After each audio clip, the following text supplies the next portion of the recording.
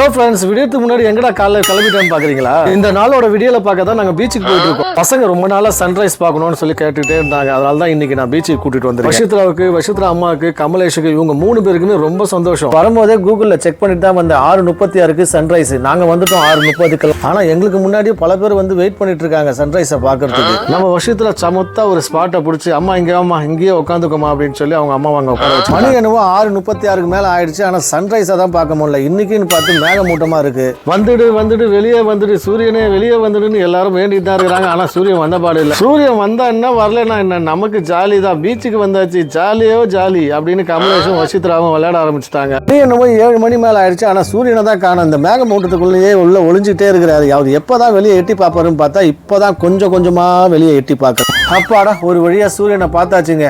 6:36க்கே அவர் உதிச்சிட்டாரு. ஆனா இந்த மேகமூட்டத்தினால நமக்கு கொஞ்சம் டிலே. சன்ரைஸை பார்க்கணும்னு சொல்லி கூட்டிட்டு வந்தா இந்த பசங்க யாருங்க சன்ரைஸை பார்த்தாங்க? அவங்க அம்மா தாங்க உட்காந்துட்டு அப்படியே பொறுமையா பார்த்துட்டு இருந்தாங்க.